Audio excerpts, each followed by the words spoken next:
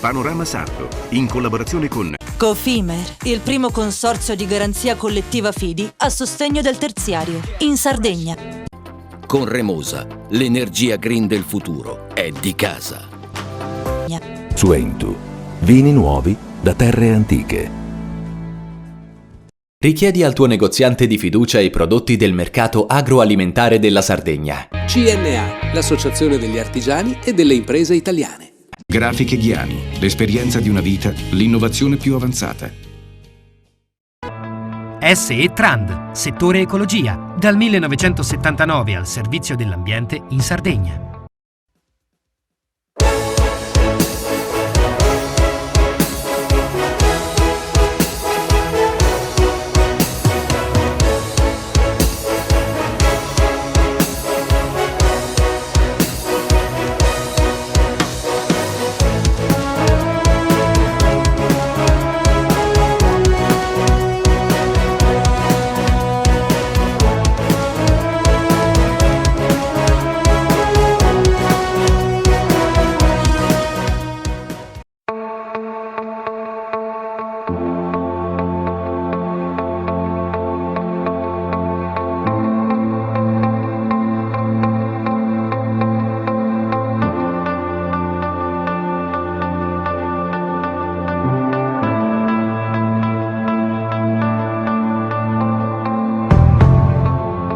Spazio al confronto con 5 tavoli tecnici dedicati a didattica, innovazione, intelligenza artificiale, territorio e società, e a seguire una plenaria aperta per tracciare prospettive future per l'evento promosso dal CRS4 alla Manifattura Tabacchi di Cagliari sul tema Dalla scienza alla scuola in un click.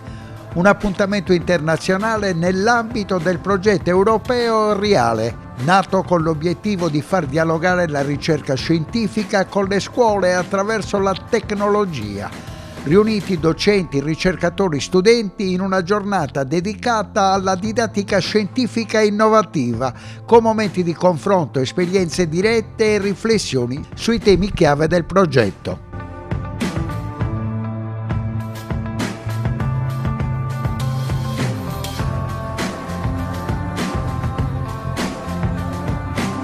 Approfittando dell'evento Dalla scuola alla scienza in un click, abbiamo nostro ospite in apertura di questa nuova puntata di Panorama Sardo, il nuovo amministratore unico del CRS4. Parliamo prima di questo progetto che avvicina i giovani al mondo della comunicazione, del digitale, del futuro.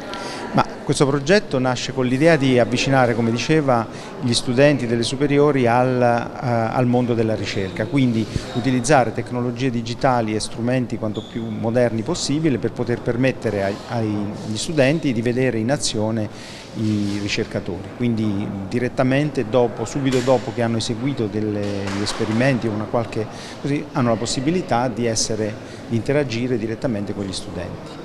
È la prima volta del nostro protagonista al microfono di Panorama Sardo, vediamo di conoscerlo meglio. Da dove arriva il nuovo amministratore unico del CRS4? Dunque io ho avuto l'onore di essere il rettore dell'Università di Sassari dal 2014 al 2020 e ho una lunga familiarità con la Sardegna, che è una terra che amo e che mi ha dato tanto, e spero di aver dato tanto anch'io e continuare. Quali sono le sue origini? Le mie origini scientifiche: io vengo dall'Università di Pisa, poi sono stato a Sassari e adesso sono a Milano Bicocca. Da un punto di vista anagrafico sono nato a Benevento e poi mi sono trasferito a Pisa per gli studi. Con quale programma e progetto arriva a questo centro di ricerca che dovrebbe essere il fiore all'occhiello dell'innovazione in Sardegna da 30 anni? Ma appunto il CRS4 è un centro di ricerca, come diceva, ha una lunga storia, ha dato moltissimi contributi alla ricerca e allo sviluppo tecnologico italiano. Forse non tutti sanno, il primo sito web italiano è stato fatto al CRS4, quindi una vocazione che inizialmente era verso le tecnologie informatiche e tutto quello che è, diciamo, analizzare grandi mole di dati. Questo continua a essere una delle vocazioni del CRS4, che però nel frattempo si è esteso anche ad altri settori, quindi è un centro interdisciplinare e non solo produce ricerca ma fa anche servizio al territorio e cerca di avvicinare gli studenti al mondo della ricerca e poter formare nuovi ricercatori per grandi progetti che ci auguriamo la Sardegna possa continuare ad avere. Le capita di lavorare da tanti anni, in una regione dove si segnala il record dell'abbandono scolastico a livello nazionale. Qual è il messaggio che possiamo dare ai giovani? Ma questo è un problema che abbiamo affrontato varie volte, effettivamente c'è un problema, non è solo l'abbandono scolastico, c'è un problema anche di natalità, c'è un problema che è comunque comune a molte regioni italiane, a parte quelle del nord Italia.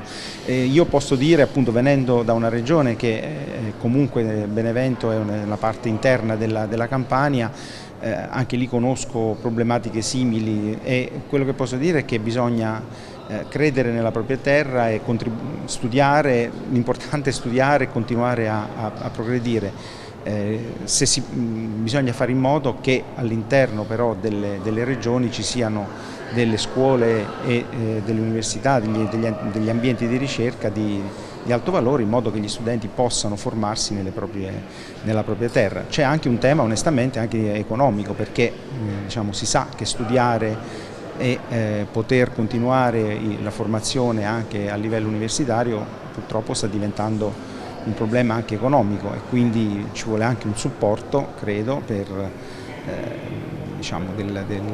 di chi governa da poter sostenere gli studenti in questo loro percorso.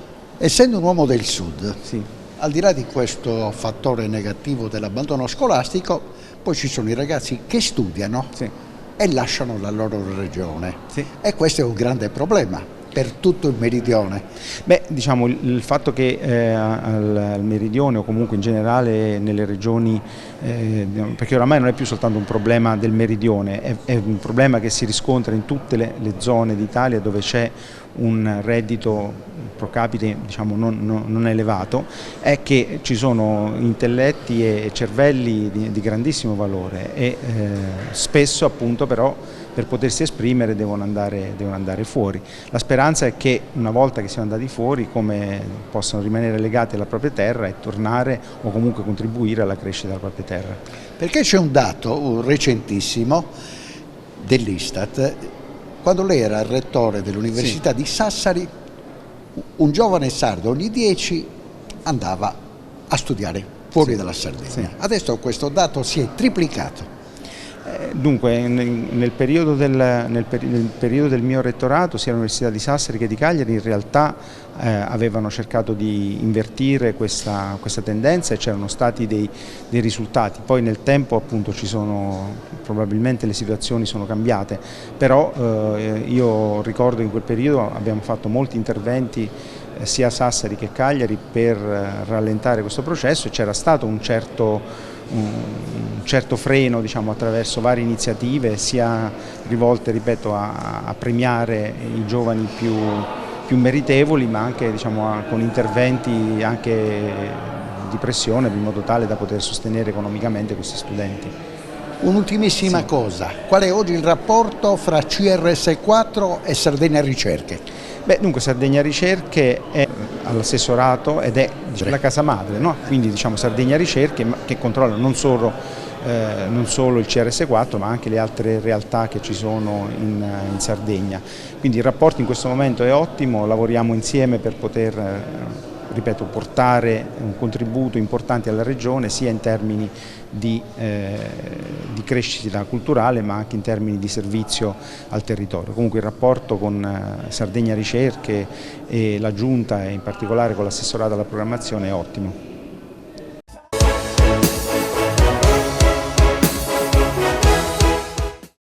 Cofimer, consorzio di garanzia collettiva Fidi, dal 1977 a sostegno del terziario. Il partner migliore nella ricerca di finanziamento più adatto a voi e nella trattativa per ottenere un fido alle migliori condizioni. Cofimer, il primo consorzio di garanzia collettiva Fidi a sostegno del terziario, in Sardegna. Ogni giorno selezioniamo con cura il nostro raccolto. Il meglio del territorio. Da sempre, garanzia di qualità. Ma è proprio quando le luci si accendono e il mercato si anima che tutto prende vita. Dalla terra alla tavola in meno di 12 ore. Frutta e verdura dal sapore autentico, come in un mosaico di freschezza e genuinità. E per chi apprezza i sapori esotici, un'ampia scelta di frutti tropicali selezionati.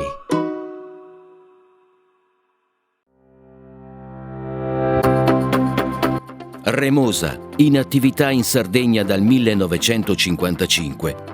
Oggi è leader nazionale nello sviluppo del progetto Idrogeno Verde. Con Remosa, l'energia green del futuro è di casa. Difficile rapporto con le banche? Conta su CNA. CNA, l'associazione degli artigiani e delle imprese italiane.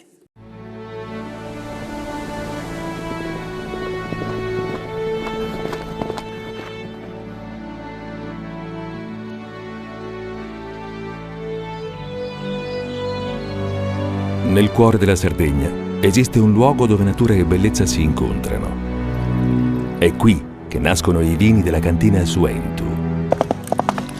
Suentu, vini nuovi da terre antiche. Fai impresa, la fai bene, meriti credito. Le garanzie diventano importanti. Il fondo di garanzia agevola il tuo accesso al credito. Se una banca ti presta denaro, hai garanzia a prima richiesta. Se ottieni 100, la garanzia copre fino a 80. La maggior parte delle garanzie è gratis. Il dettaglio sul sito spheres.it. Siamo la più grande industria tipografica della Sardegna. Dall'81 stampiamo tutte le tirature, su tutti i supporti e con le tecnologie più avanzate del settore, garantendoti elevatissima qualità e la più totale dedizione e cura. Grafiche Ghiani, l'esperienza di una vita, l'innovazione più avanzata. Setrand, settore ecologia. Mettiamo a disposizione la nostra struttura organizzativa fornendo un valido supporto per la gestione dei rifiuti speciali pericolosi e non pericolosi. Grazie agli impianti innovativi ed al costante sviluppo tecnico recuperiamo oltre il 70% dei rifiuti da noi gestiti. Dal 1979 al servizio dell'ambiente in Sardegna.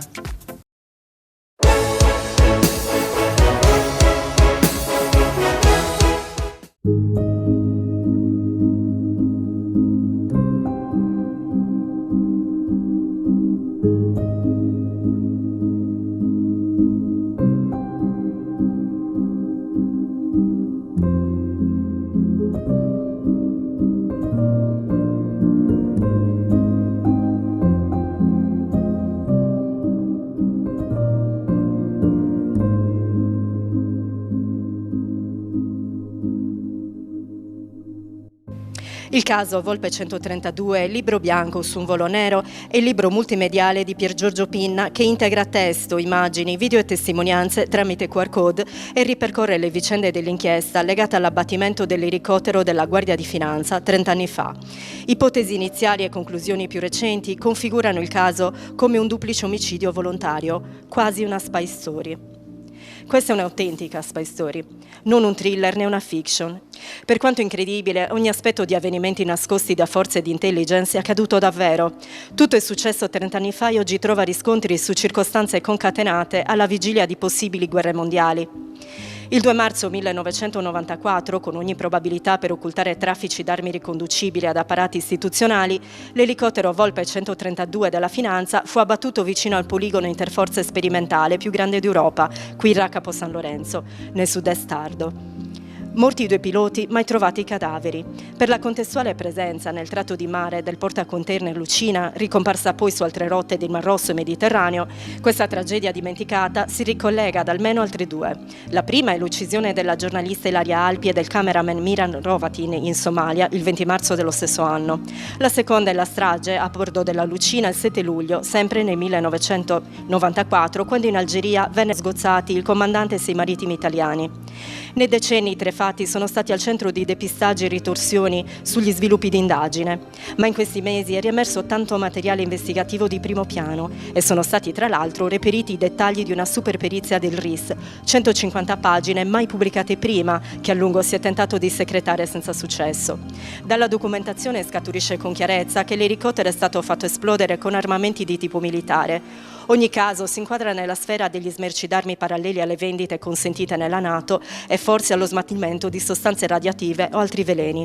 Teatro delle vicende in maniera diretta o indiretta è sempre la Sardegna, già all'epoca in parte trasformata in roccaforte bellica con basi, poligoni, spiegamento di forze per War Games.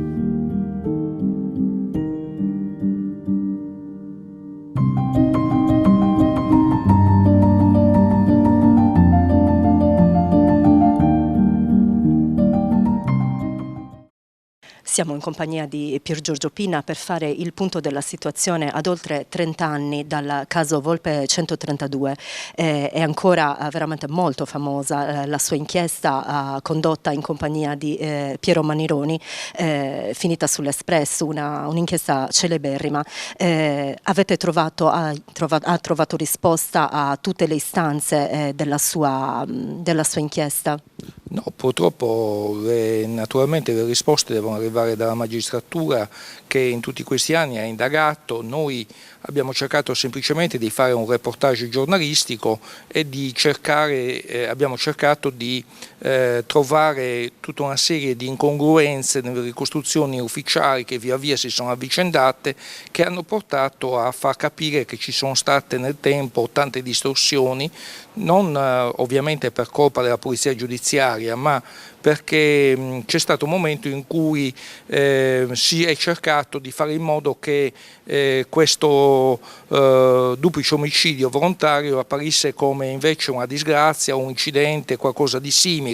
È stata la perizia poi dei RIS dei Carabinieri, che soltanto di recente è stata divulgata, che ha messo in luce tutta una serie di aspetti, per cui è risultato che l'abbattimento dell'elicottero è avvenuto con dei proiettili traccianti, quindi armamenti militari. Senta, lei ha condotto questa inchiesta con dei metodi avveniristici per l'epoca, parlo di 30 anni fa. Oggi, con la diffusione dei social, con nuovi metodi di ricerca, secondo lei avrebbe maggior impulso, avrebbe creato più opinione presso il pubblico? Sì, perché diciamo che chi se ne è occupato per primo da un punto di vista giornalistico stretto e a lungo in profondità è stato il collega Piero Manironi, il quale già all'epoca aveva individuato tutta una serie di mezzi per tracciare le rotte della Lucina, che è la nave chiave in questa storia, perché si è sempre sospettato che trasportasse le armi e che fosse nella rada di Ferragi la sera in cui è stato abbattuto l'elicottero e che poi sia stata al centro anche di rotte verso il Mar Rosso, verso la Somalia, dove il 20 marzo, cioè a distanza di 3 settimane, sono stati uccisi Milan Hrovatin e Ilaria Alpi del TG3, che indagavano su traffici loschi tra l'Africa e l'Italia, in particolare rifiuti nocivi. Quindi può darsi che qui ci fosse un traffico d'armi, può darsi che ci fossero dei rifiuti nocivi da nascondere o da trasportare in maniera clandestina, e ancora una volta la Lucina compare nel porto di Shenzhen, dove l'equipaggio viene sgozzato il 7 luglio sempre del 1994, questo anno maledetto, e quindi il tracciamento delle rotte era già stato un po' approfondito, però i mezzi di allora non consentivano di andare a ritroso. Voi avete visto adesso con la flottiglia, praticamente è possibile tracciare qualsiasi imbarcazione nel Mediterraneo e anche altrove, però questo era fattibile anche all'epoca, ma non in maniera così approfondita. Successivamente oggi invece ci sono dei mezzi che consentono anche una retrodatazione delle rotte e attraverso i satelliti si può poi stabilire tutta una serie di interfacce o comunque dei collegamenti che non erano possibili all'epoca. Infatti questo libro da questo punto di vista vuole rappresentare un passo avanti, perché c'è per esempio una mappa interattiva, un collega validissimo sul piano tecnologico e anche preparato sui contenuti, con i quali ho scritto dei servizi per l'Espresso settimanale e anche per Wired, ha ricostruito attraverso una mappa interattiva tutti i punti con le coordinate precise dove sono stati recuperati 40 rottami dell'elicottero e sono stati poi schedati nella perizia del RIS dei Carabinieri. Questa mappa interattiva consente di stabilire un paio di cose importanti, per esempio come l'elicottero sia stato abbattuto ad un'altitudine bassa e i rottami si sono sparsi quindi in un raggio di mare piuttosto circoscritto. Questo insieme anche alle stesse indagini fatte dai RIS hanno rappresentato un avanzamento sul piano tecnologico e anche scientifico importante. Ecco. La sua inchiesta è ancora molto famosa, molto ricercata sulla rete, non so se ha percezione del fatto che tantissimi portali riportano ancora il caso Volpe 132 da lei trattato. Io mi sono imbattuta personalmente in dei portali che hanno sulla sua inchiesta delle visualizzazioni che superano i 2 milioni addirittura.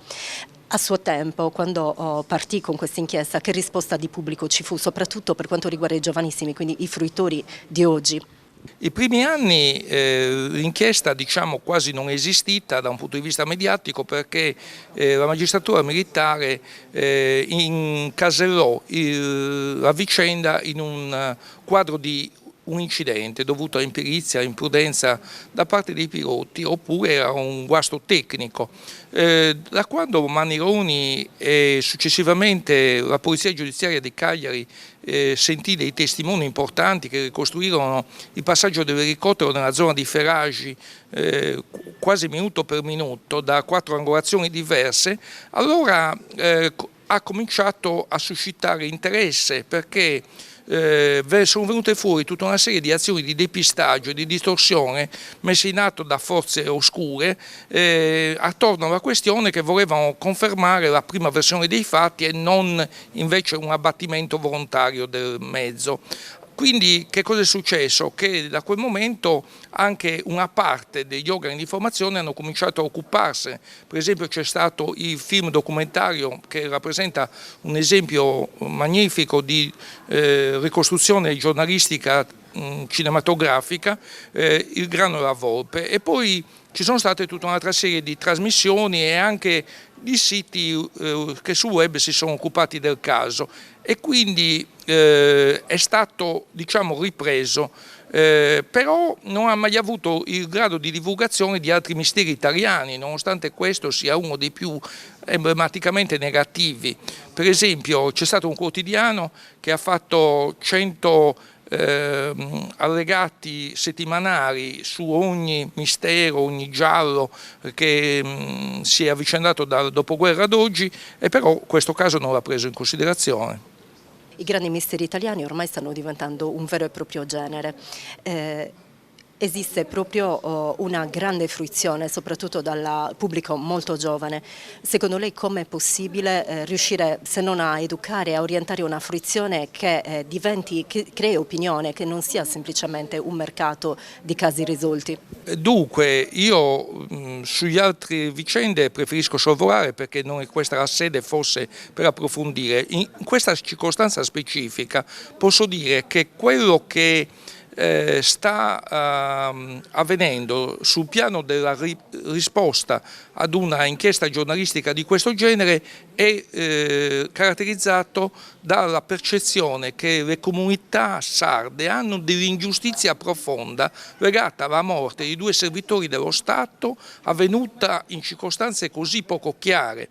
Per cui Cuglieri e Ottana, in particolare Muravera, che erano i 3 luoghi di riferimento di questa vicenda perché sono i 2 paesi dei piloti e Muravera Virapuzzo, la zona in cui l'elicottero è stato abbattuto, queste comunità percepiscono ancora oggi, a distanza di tanti anni, la questione come una profonda ingiustizia e quindi reagiscono informandosi, anche mobilitandosi, perché per esempio si vorrebbe che le ricerche in mare continuassero, proseguissero, perché tornando al discorso dei mezzi ce ne sono di molto più moderni. Oggi con il robot RAV è possibile attraverso le telecamere scandagliare tutta una serie di fondali con maggiore efficacia e anche con minori spese.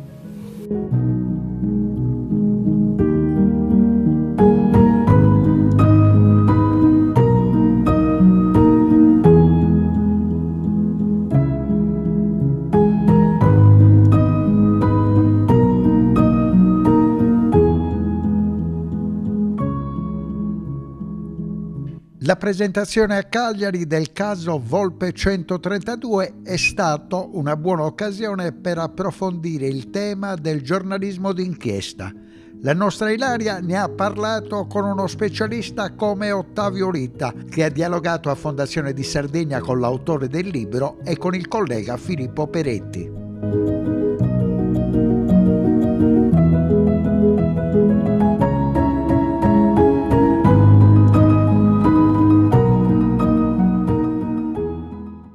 Con Ottavio Litta, per capire cosa sulla piccola Ustica sarda ancora possa dire la letteratura che non ha detto il giornalismo d'inchiesta. Allora, la letteratura, quella che io ho scelto, nasceva dal desiderio, dalla voglia di raccontare l'umanità, perché spesso il giornalismo d'inchiesta si occupa dei documenti con grande rigore scientifico, come hanno fatto Piero Mannironi e Pier Giorgio Pina con questo bel libro, però diciamo rimane oscurata o appartata l'umanità delle persone che vivono il dramma.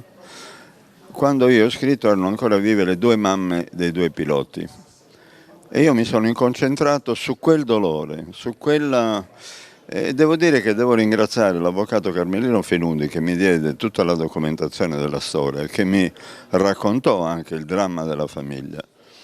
Per cui io scelsi quel tipo di narrazione perché sapevo che due colleghi bravissimi come Piero e Pier Giorgio stavano analizzando dal punto di vista tecnico-giuridico la stessa vicenda.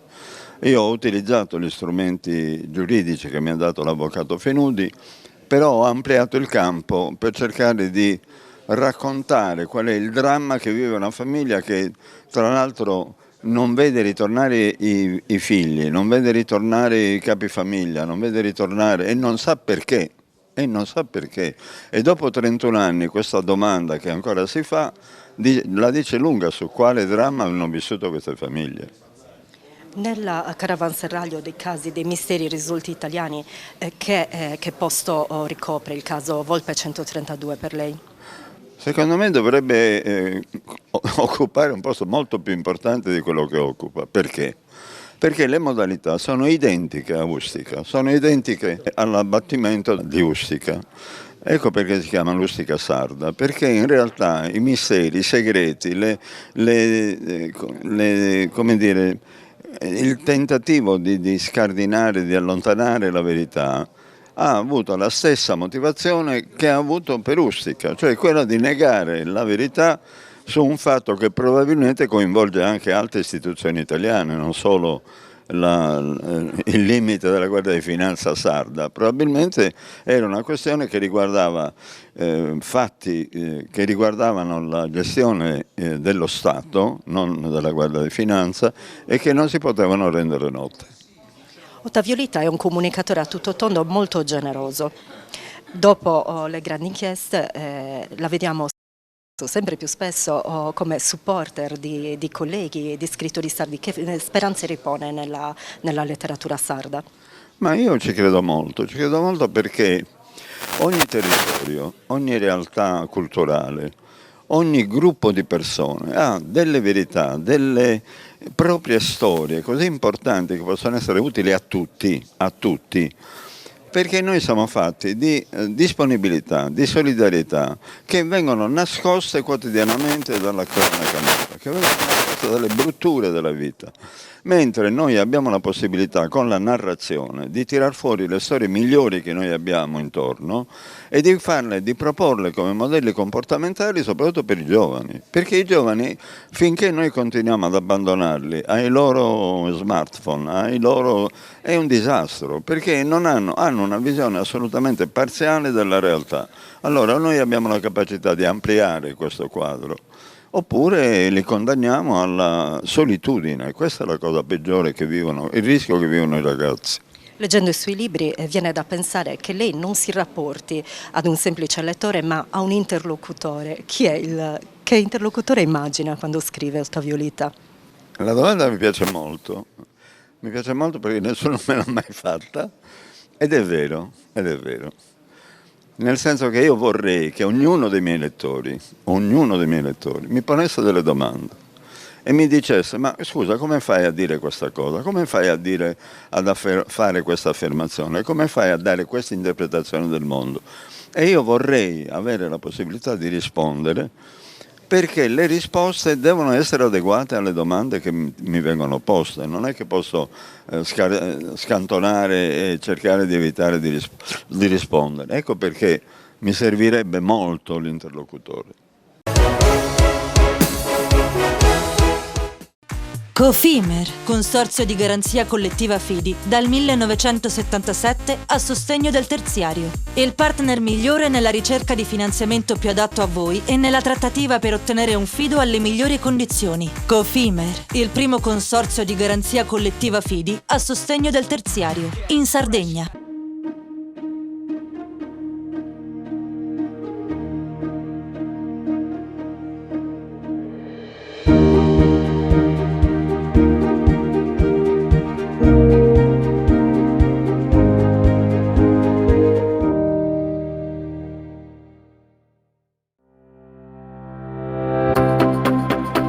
Remosa, in attività in Sardegna dal 1955.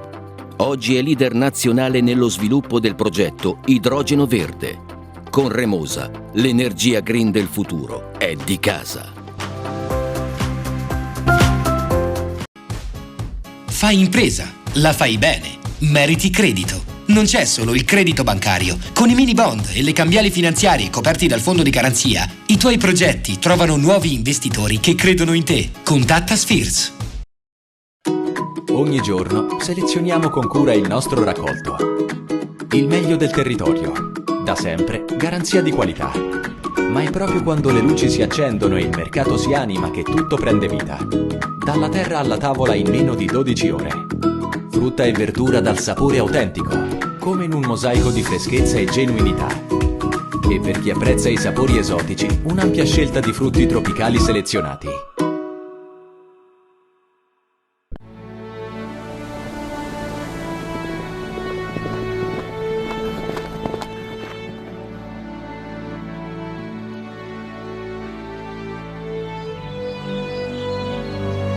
Nel cuore della Sardegna esiste un luogo dove natura e bellezza si incontrano.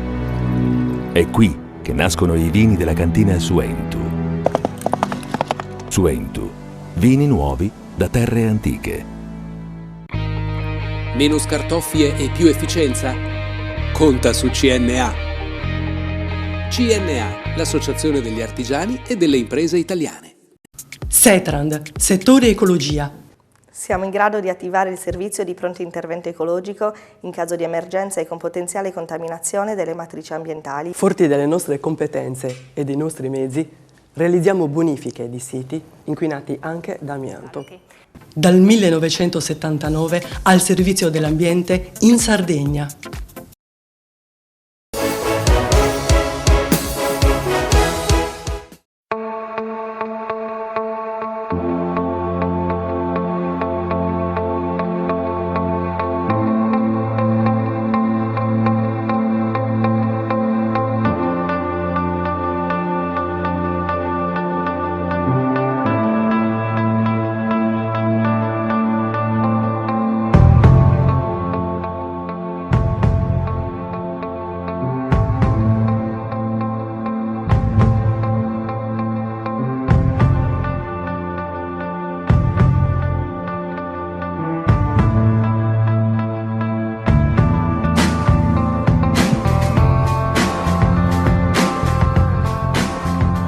Global Mass Summit 2025 a Cagliari. Per una settimana la Sardegna è stata la casa mondiale del pensiero matematico.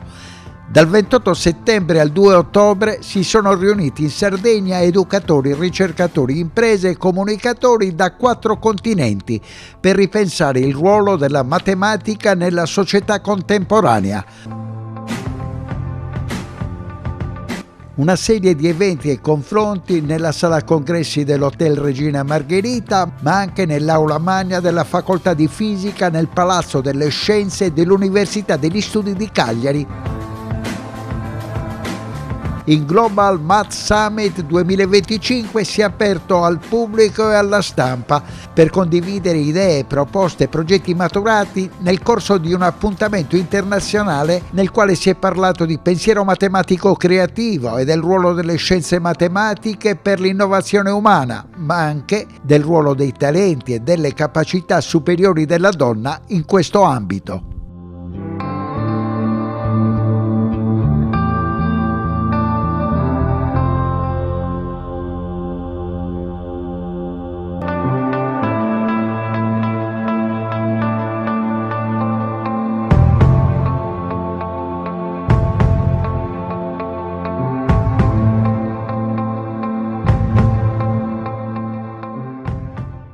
E siamo arrivati al momento del bilancio di questa settimana in Sardegna, una settimana con tantissimi eventi. Roberta Marcenaro ha organizzato il tutto ed è un progetto che parte proprio dall'isola. Perché, prima domanda, hai scelto la Sardegna?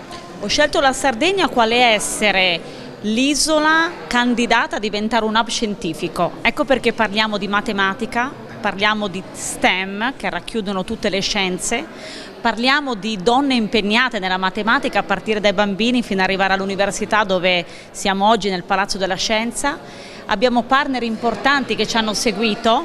Il primo è il Ministero dell'Università e dell'Educazione che effettivamente ha già scelto la Sardegna con l'Einstein Telescope per diventare questo hub di cui le parlavo. Quindi il progetto di Einstein vi ha in un certo modo condizionato nel vostro lavoro a carattere internazionale?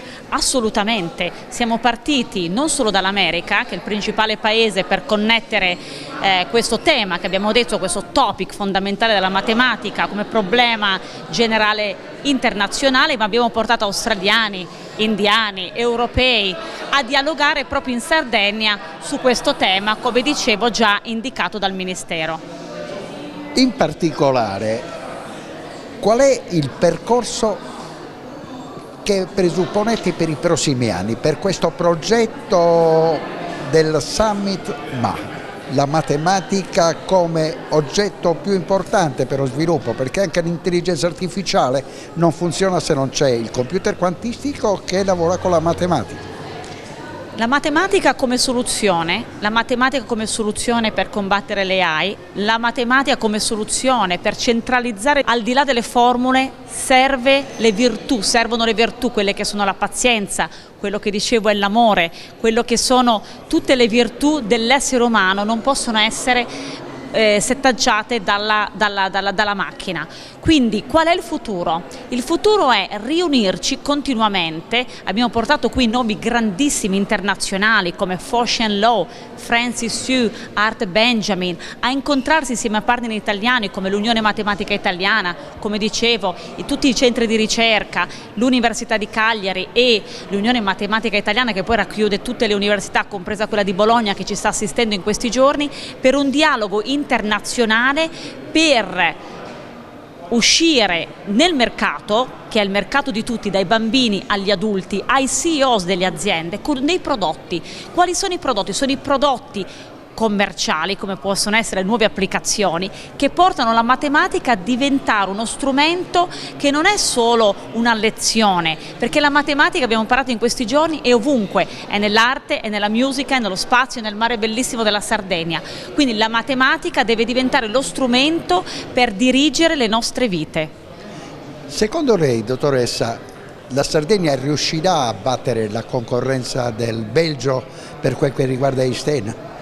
Io credo di sì, perché intanto è la regione della longevity, quindi già si centralizza, no, ad essere la regione che pensa al futuro della vita, e quindi pensando al futuro della vita si collega a quello che dicevo prima, l'essere umano, e quindi a tutto quello che è. Ecco, il Belgio, non so se ce l'ha tutti questi, lo salutiamo, sono bravissimi, ma secondo me la Sardegna vincerà.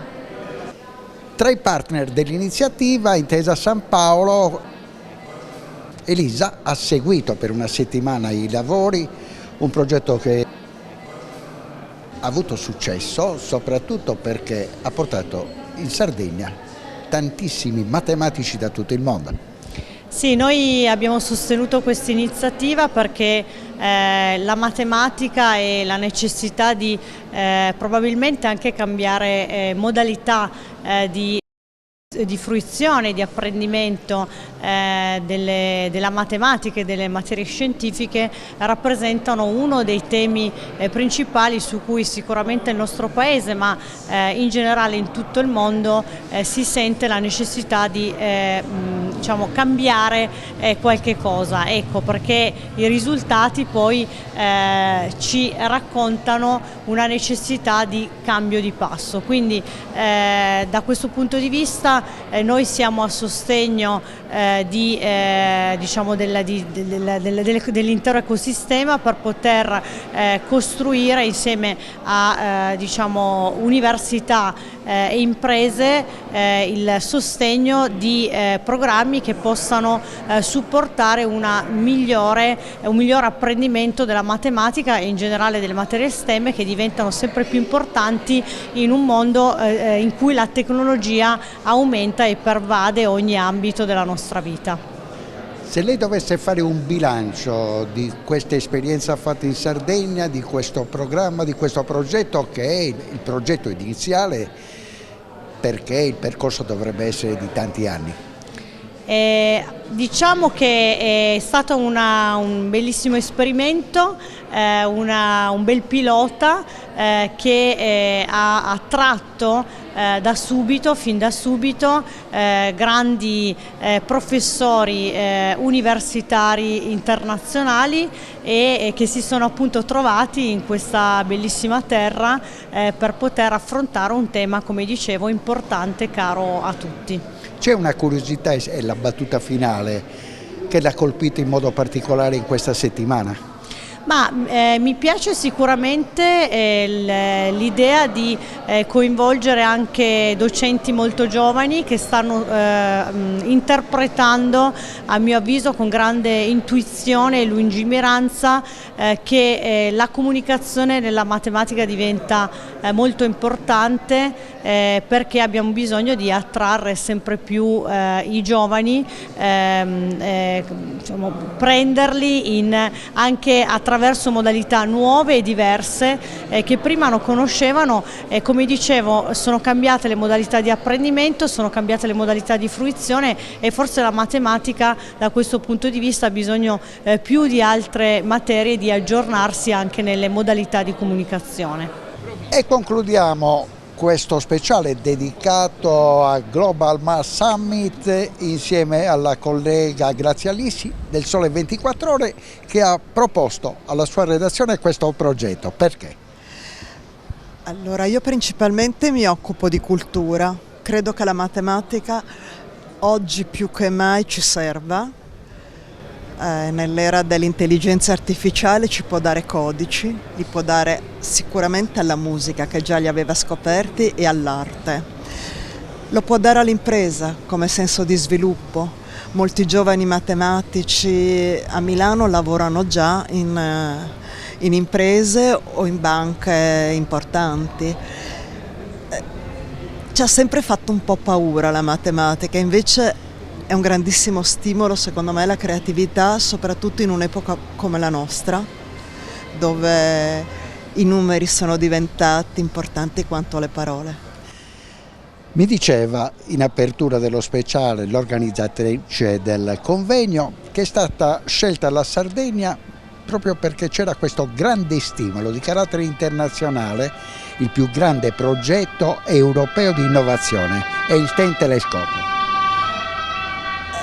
La Sardegna è assolutamente, Cagliari poi soprattutto, con la sua università, un luogo assolutamente da focalizzare, da ricordare. Io dico, molti studenti vanno a fare l'università all'estero oppure vanno a Milano e lasciando il sud, ma Cagliari è comunque un'eccellenza. Ecco, io Grazia ho evidenziato un particolare nel corso di questa trasmissione. 10 anni fa un sardo su 10 andava a studiare lontano dalla Sardegna.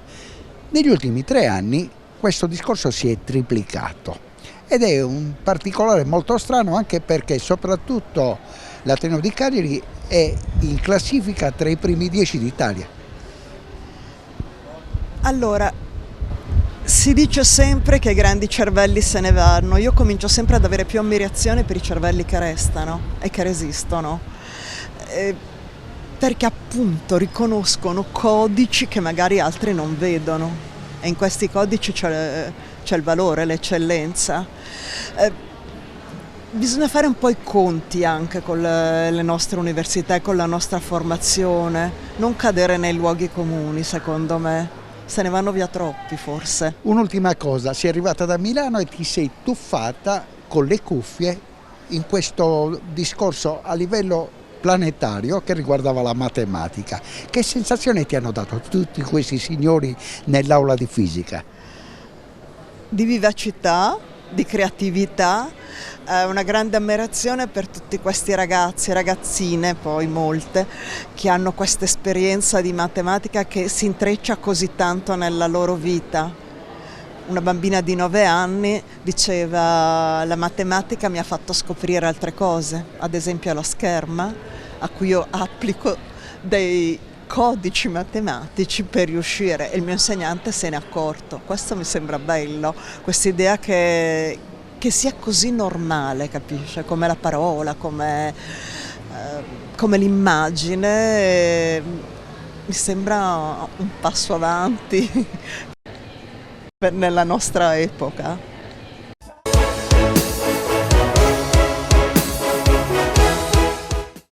Cofimer, consorzio di garanzia collettiva Fidi, dal 1977 a sostegno del terziario. Il partner migliore nella ricerca di finanziamento più adatto a voi e nella trattativa per ottenere un fido alle migliori condizioni. Cofimer, il primo consorzio di garanzia collettiva Fidi a sostegno del terziario, in Sardegna. Siamo la più grande industria tipografica della Sardegna. Dall'81 stampiamo tutte le tirature, su tutti i supporti e con le tecnologie più avanzate del settore, garantendoti elevatissima qualità e la più totale dedizione e cura. Grafiche Ghiani, l'esperienza di una vita, l'innovazione più avanzata.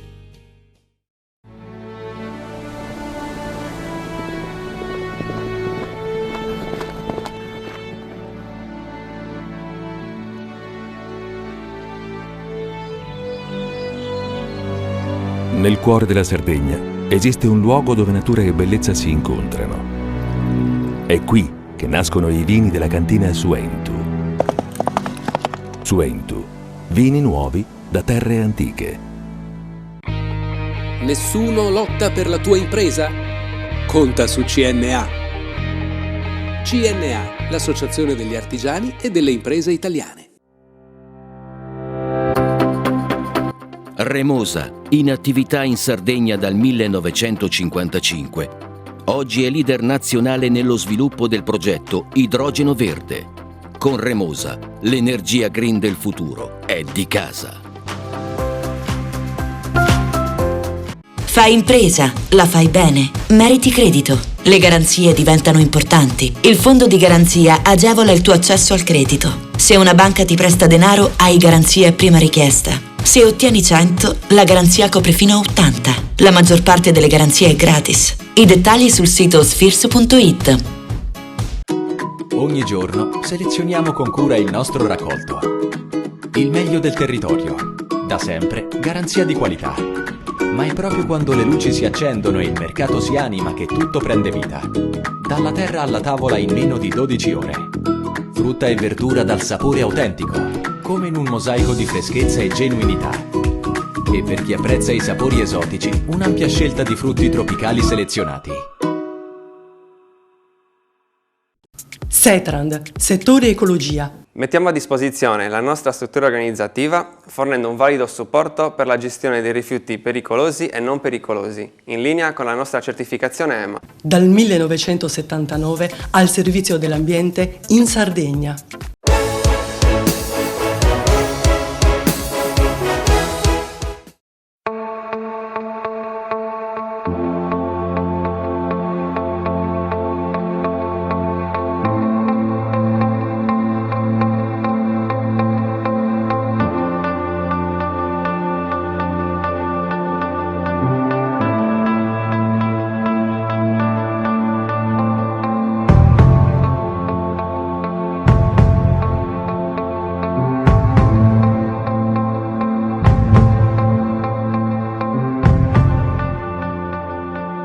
E adesso parliamo di energia e transizione. Calano gli investimenti green nelle imprese sarde e la tassazione sulle norme ambientali resta sempre più alta. I dati presentati nelle 3 giornate di Kia nel corso della 21esima edizione della High School di Confartigianato Nazionale lanciano un allarme che è confermato da Confartigianato Imprese Sardegna.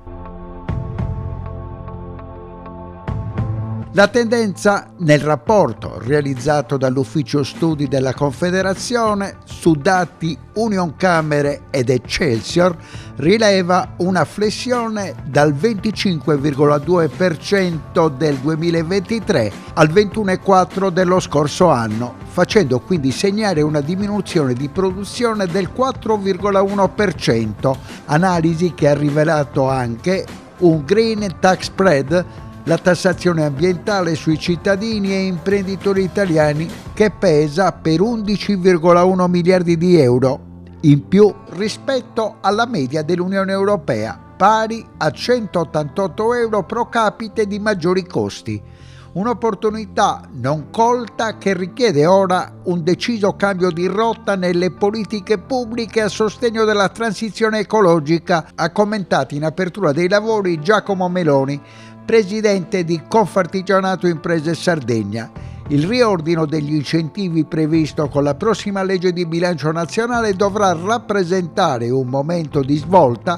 Occorrerà recuperare le risorse rimaste inutilizzate e indirizzarle verso un modello capace di sostenere in particolare le piccole imprese che scelgono di investire nella sostenibilità.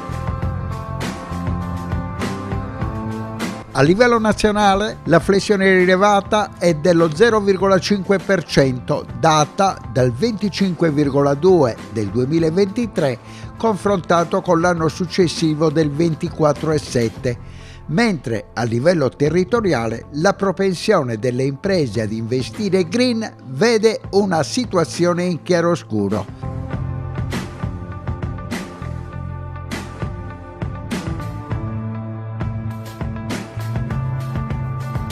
La Basilicata, con il 27% delle imprese impegnate in investimenti green, guida la classifica regionale e nazionale, seguita da Molise 26,8, Sicilia 26,4, Trentino Alto Adige 26,2 ed Emilia Romagna 25,9. Proprio questa regione registra l'incremento più netto rispetto all'anno precedente delle imprese che investono nel green, con un balzo in avanti di 1,6 punti percentuali, seguita da Piemonte, Campania, Valle d'Aosta, Lazio, Umbria e Abruzzo. Si tratta di segnali incoraggianti in un contesto generale di rallentamento che testimoniano come alcune realtà territoriali stiano cercando di mantenere la rotta, puntando su un modello produttivo più sostenibile.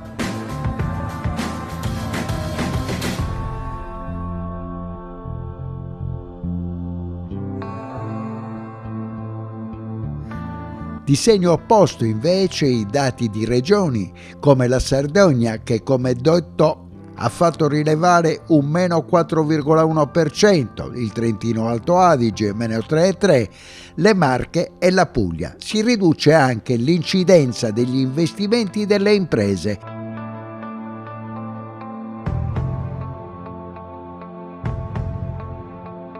A frenare il green delle aziende sono gli elevati oneri finanziari imposti dalla stretta monetaria e la scarsa efficacia del piano di transizione 5.0. Al 15 settembre 2025 risultano inutilizzati ben 4,2 miliardi di euro, pari al 68,1% delle risorse messe in gioco dallo Stato.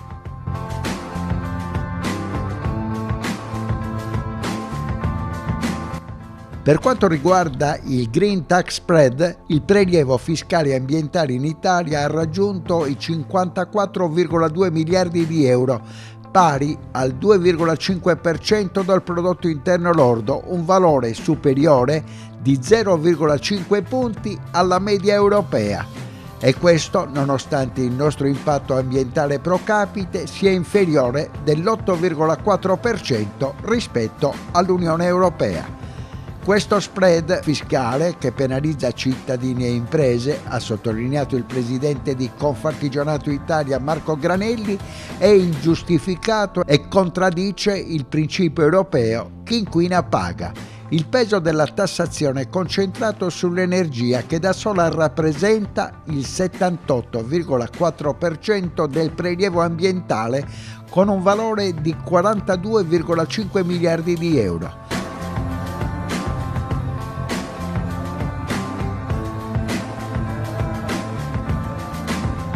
Le voci principali riguardano le accise sui carburanti che assorbono 25,7 miliardi, le imposte sull'energia elettrica 9,1 miliardi, le imposte sul gas metano 3,5 miliardi.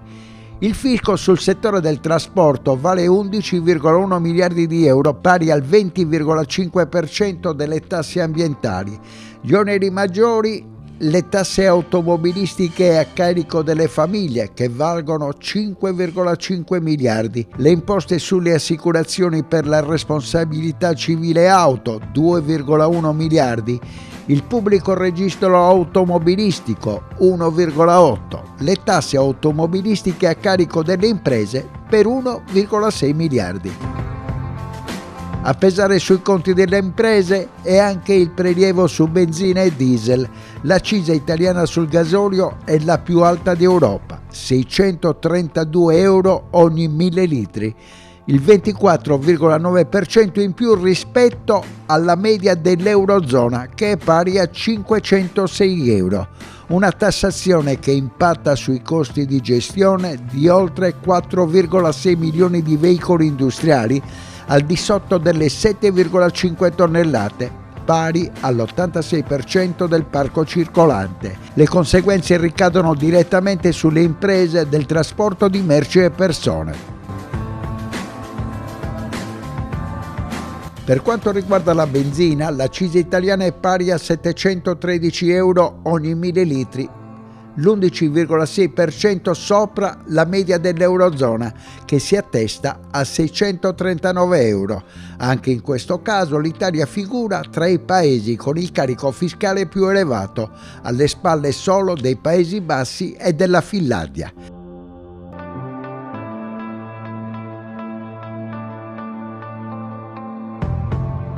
Confartigianato per questo sollecita una riforma della fiscalità ambientale che tenga conto dell'efficienza energetica reale e del contributo delle imprese alla transizione ecologica.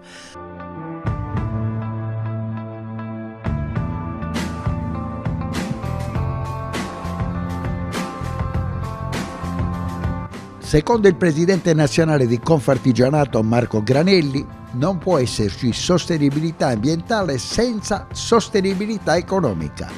Le micro e piccole imprese italiane, spesso leader nei settori green ed energy saving, devono essere messe in condizione di competere, non penalizzate con un carico fiscale superiore a quello dei concorrenti europei. E adesso andiamo con la linea e la regia, dopodiché ascolteremo le interviste realizzate nel corso della 3 giorni di Kia.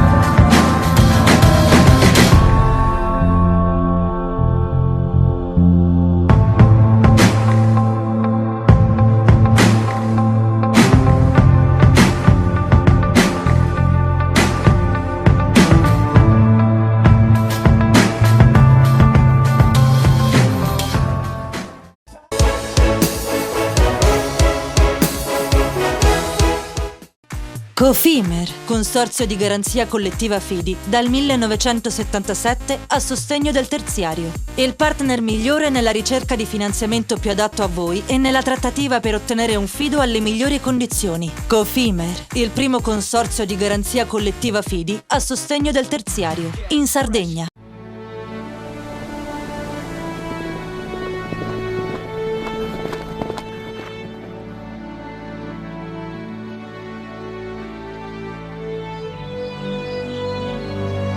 Nel cuore della Sardegna esiste un luogo dove natura e bellezza si incontrano. È qui che nascono i vini della cantina Suentu. Suentu, vini nuovi da terre antiche. CNA, l'associazione degli artigiani e delle imprese italiane. Remosa, in attività in Sardegna dal 1955. Oggi è leader nazionale nello sviluppo del progetto Idrogeno Verde. Con Remosa, l'energia green del futuro è di casa.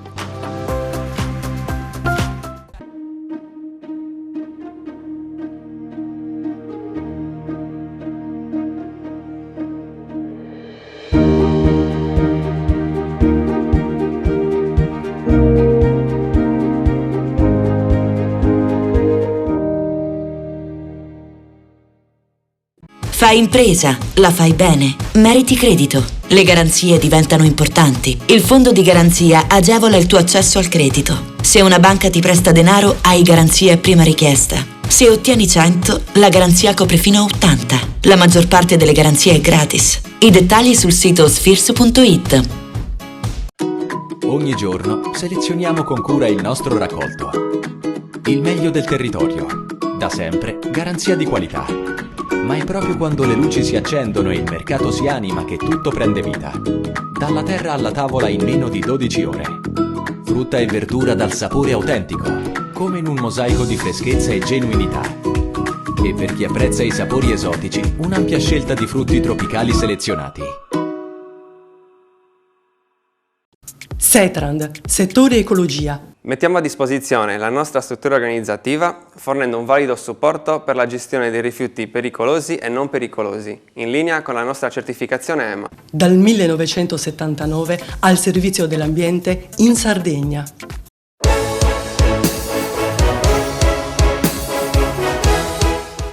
Valerio, a Chiara Laguna si parla di energia con i rappresentanti del mondo politico, il ministro Gilberto Picchetto Frattin, ci sono stati anche altri esponenti di quella che è la grande slavina di ragionamenti, indicazioni e ipotesi che riguardano la transizione energetica, quindi il costo soprattutto dell'energia, ma anche il tema ad esempio dei pannelli fotovoltaici e soprattutto delle eoliche, con il Sulcis che reclama grandi attenzioni per l'abbattimento dei costi e per far funzionare in maniera redditizia anche il sistema Sardegna. Abbiamo sentito i vari commenti. Il dibattito sulla transizione energetica e chiaramente sui costi dell'efficientamento è un dibattito cruciale per l'intero Paese.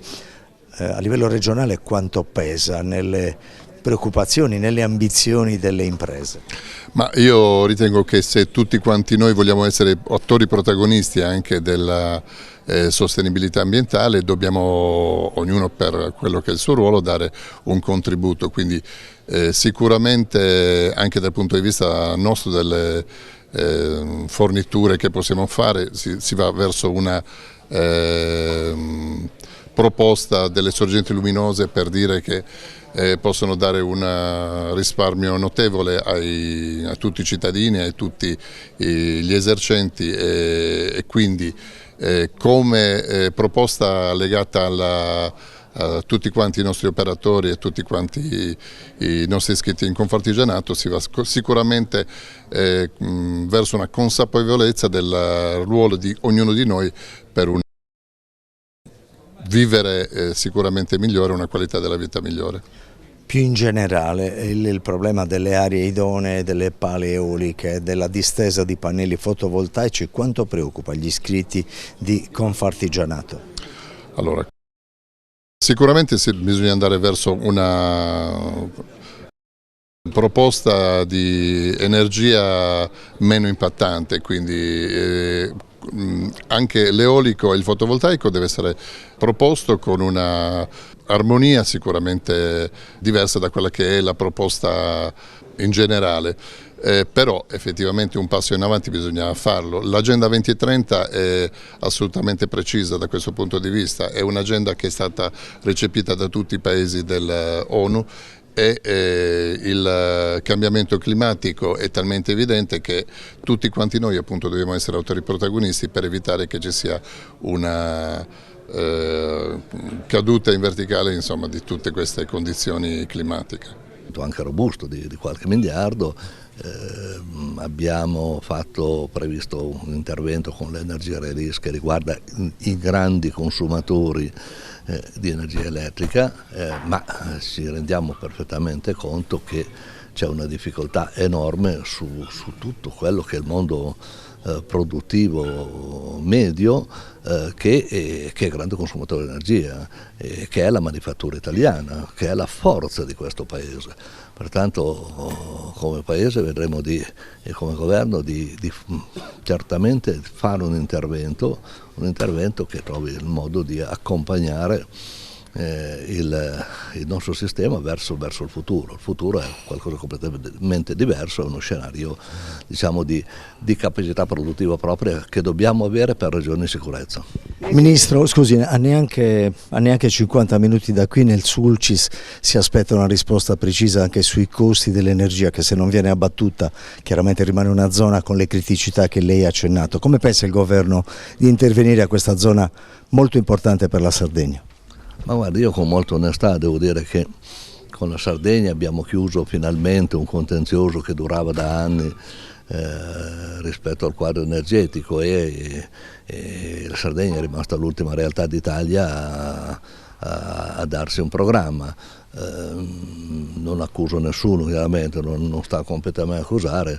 Abbiamo trovato un punto di equilibrio con l'attuale governo regionale che prevede 2 rigassificatori, uno a Porto Torres, uno a Oristano, prevede una pipeline di collegamento da quello di Oristano verso sud. Questo deve portarci nel giro dei prossimi anni a superare il carbone. Il carbone al continente non viene più utilizzato, qui viene ancora utilizzato e la produzione col carbone, oltre ad essere altamente inquinante, è anche una produzione che costa molto di più. L'attuale proposta di decreto energia, che fra qualche giorno può andare in Consiglio dei Ministri, c'è una risposta generale che riguarda la differenza tra il prezzo internazionale, il prezzo del cosiddetto TTF olandese e il prezzo italiano che è superiore. E questo è un primo intervento di sollievo, anche se mi rendo conto che non è risolutivo di nulla, però ogni goccia serve a riempire il bicchiere. Poi, come dico, stiamo a livello di governo, anche con un confronto importante, serrato, e colgo l'occasione di ringraziarli con le organizzazioni che rappresentano il nostro sistema produttivo, quale Confartigianato, per darci un percorso che sia compatibile con le condizioni del nostro paese, con le condizioni anche del bilancio del nostro paese e col fatto della coscienza che non possiamo di colpo risolvere i problemi in 30 anni, ma dobbiamo avere la determinazione di farlo. Io voglio dire che ci vuole equilibrio sulle cose, ci vuole equilibrio, che le esagerazioni da una parte e dall'altra non vanno bene. Guardi, io nelle mie decisioni sono sempre pieno di dubbi proprio per quello, per capire se sono su quel punto di equilibrio più corretto. Io credo che le istanze di eolico in Sardegna sono dovute, sono dovute a una totale liberalizzazione che è avvenuta in passato e che cerchiamo di mettere argine con da un lato le aree idonee e dall'altro anche alcuni meccanismi che riguardano la rete molto più tecnici, perché certamente un numero esagerato di stanze di eolico non è neanche compatibile con la nostra rete, pertanto mi sembra molto un tentativo di collocarsi tra i primi, ma senza ancora avere il punto finale. Credo che se noi dovremmo chiudere in questi giorni il sistema delle aree idonee, che parlerà chiaro anche rispetto alle distanze ai monumenti, rispetto alle aree idonee per legge. E aree idonee per legge, dico fin d'ora, sono quelle aree che sono considerate compromesse, utilizziamo questo termine, le aree di cave, le aree di discariche, le aree che sono già industriali e che quindi hanno già una destinazione di tipo produttivo. Siamo intervenuti con decreto che ha vietato il fotovoltaico sulle aree agricole, quindi su quei terreni a destinazione agricola. Pertanto una serie di azioni sono state fatte. Con le nuove aree idonee ci sarà una parte di vincolo nazionale, ma ci sarà lo spazio alle regioni di individuare sui propri territori le condizioni migliori per la produzione. Professor Cottarelli, gli inglesi dicono dappertutto ma non nel mio giardino, lei lo diceva per le centrali nucleari. Io sono di Cremona, avevo la centrale nucleare nel mio giardino, Caorso. Quando l'hanno costruita andavamo là in bicicletta a vedere la centrale che veniva costruita, non è che sono diventato radioattivo. Ecco. Speriamo di no. No, credo che sarebbero già viste le conseguenze. Magari qualcuno si vedono le conseguenze. Senta, però bisogna andare al pratico. Cosa va detto con precisione tempistica al governo per recuperare almeno il tempo perduto? No, dunque sul settore nucleare credo che il governo abbia presentato un disegno di legge per muoversi in quella direzione. Credo che sarebbe difficile andare in quella direzione fino in fondo senza un referendum, perché sono stati 2 referendum, bisogna sentire quello che la gente vuole. Io al referendum dell'87 ho votato a favore del nucleare, poi quello successivo no, perché ero in America, quindi non ho votato. Bisognerebbe comunque muoversi il più rapidamente possibile, però questo assolutamente non vuol dire che si devono dimenticare le rinnovabili sono il futuro, dico soltanto che vanno complementate con qualcos'altro. Sardegna, sole e vento, però qualcosa non va, insomma si va troppo lenti, cosa bisognerebbe fare? No, dunque il problema è proprio che sì, in Sardegna c'è solo e vento, ma in tante altre regioni c'è l'uno là, ma non c'è l'altro, mancano tutte e due. In Nord Italia, per esempio a Pianura Padana, non c'è il sole, non c'è il vento, mettiamoci le centrali nucleari. Ecco. Come se ne esce da questa transizione? Lei come vede l'Italia tra 10 anni? Dunque la transizione credo che sarà comunque rallentata, anche perché dopo l'uscita degli Stati Uniti dall'accordo di Parigi è molto difficile a questo punto a livello mondiale. Io non voglio dire, io credo che la transizione al di fuori la decarbonizzazione deve andare avanti comunque, perché le cose che emettono CO2 emettono anche polveri sottili che finiscono nei nostri polmoni e non in quelli per esempio dei cinesi. Però detto questo, dal punto di vista del riscaldamento globale, io ho il timore che a questo punto non ci sia la volontà a livello mondiale di fare abbastanza, e allora bisogna cominciare a pensare anche a come adattarsi a vivere in un mondo più caldo. Non ho perso la speranza, dico soltanto che sempre più anche i gruppi ambientalisti fanno convegni non più sulla come attenuare la mitigation, come attenuare il riscaldamento, ma come fare l'adaptation, come adattarsi a un mondo più caldo. Oggi parliamo di un tema molto importante per l'economia, ma soprattutto per le nostre imprese. Noi, come sappiamo bene, abbiamo i costi energetici a livello nazionale che sono il 30% più alti del livello europeo, dunque questo penalizza tutta la nostra economia.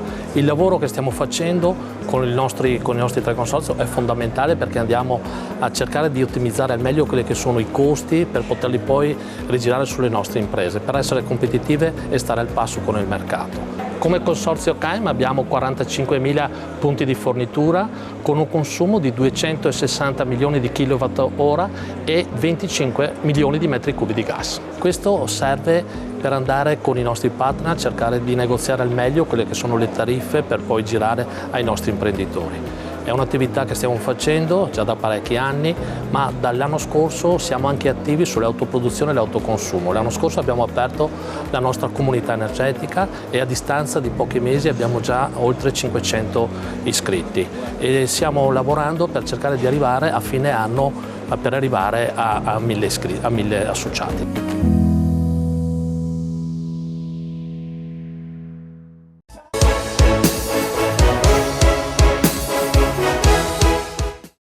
Cofimer, consorzio di garanzia collettiva Fidi, dal 1977 a sostegno del terziario. Il partner migliore nella ricerca di finanziamento più adatto a voi e nella trattativa per ottenere un fido alle migliori condizioni. Cofimer, il primo consorzio di garanzia collettiva Fidi a sostegno del terziario, in Sardegna.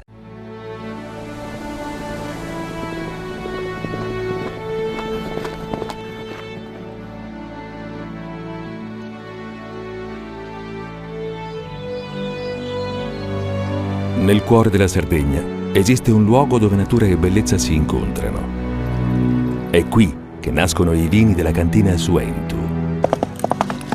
Suentu, vini nuovi da terre antiche. Meno scartoffie e più efficienza? Conta su CNA. CNA, l'associazione degli artigiani e delle imprese italiane.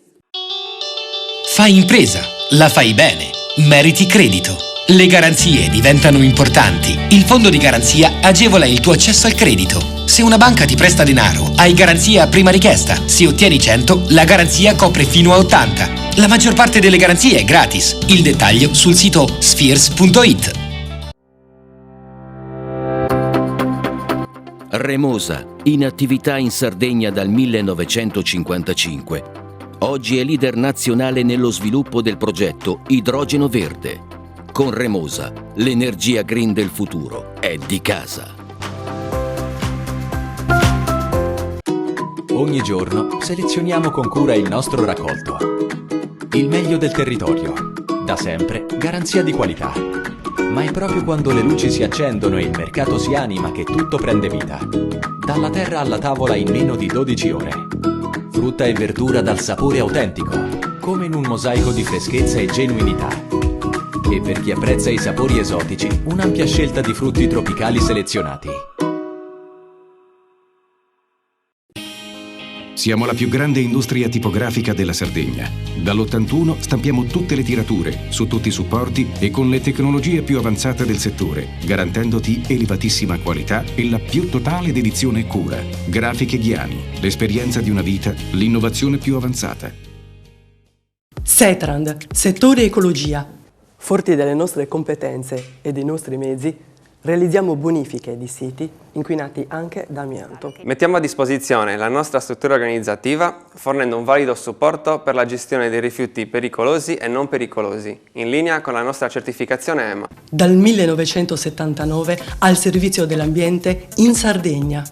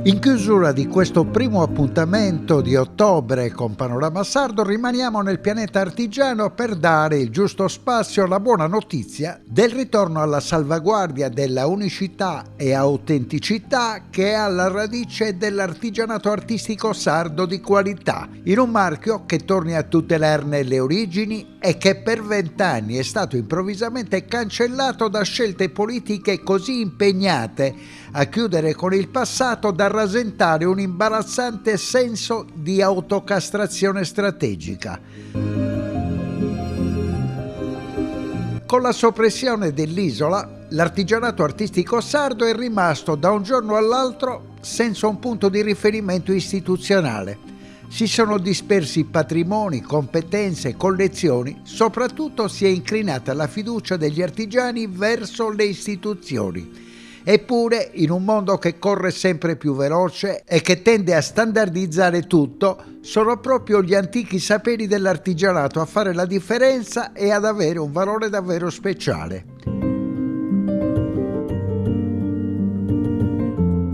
In Sardegna l'artigianato non è soltanto un mestiere o un insieme di tecniche, è un linguaggio che racconta chi siamo, un modo per trasformare la materia in identità. Ogni tappeto, ogni cestino intrecciato, ogni anello di filigrana è il risultato di secoli di memoria collettiva, di mani che imparano da altre mani, di storie che passano da una generazione all'altra.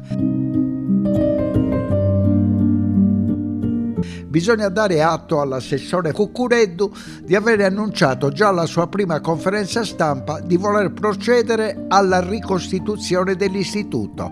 Ci sono voluti 20 mesi, ma il traguardo è stato tagliato nei giorni scorsi.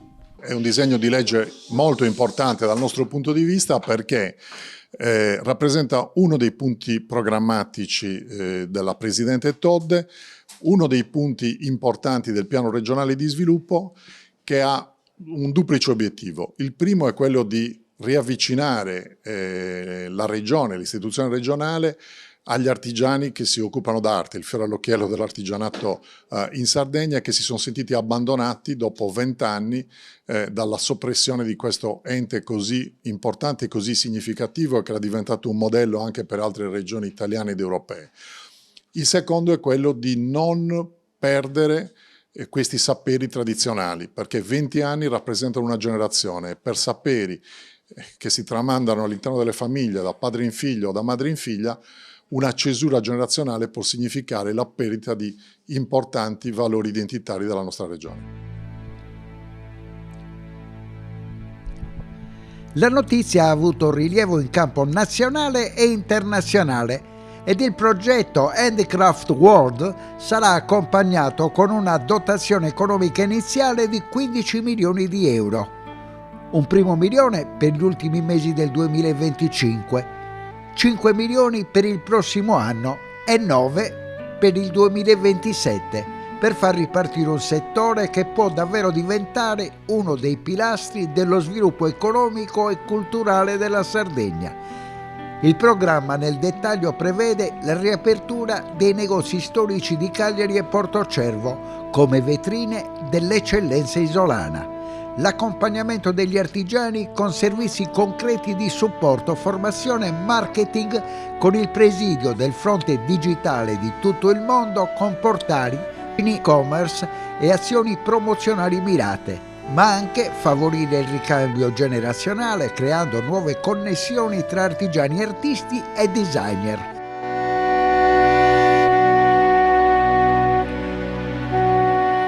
Un circolo virtuoso che riprende vita dopo 5 lunghi lustri di oblio, che sia capace di raccontare e valorizzare un comparto strategico che conta su centinaia di realtà di buon livello produttivo.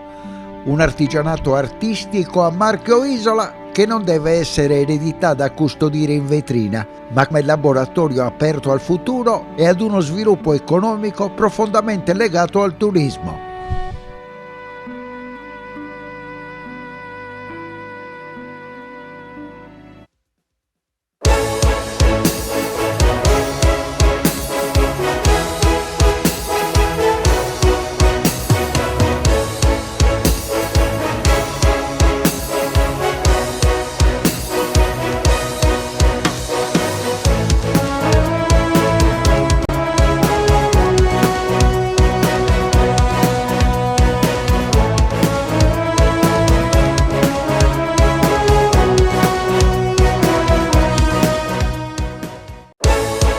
Panorama Sardo, in collaborazione con Cofimer, il primo consorzio di garanzia collettiva Fidi a sostegno del terziario, in Sardegna.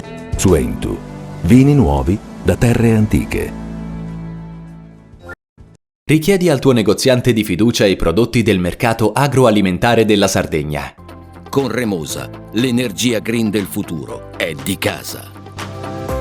Grafiche Ghiani, l'esperienza di una vita, l'innovazione più avanzata. CNA, l'associazione degli artigiani e delle imprese italiane. SE Trand, settore ecologia, dal 1979 al servizio dell'ambiente in Sardegna.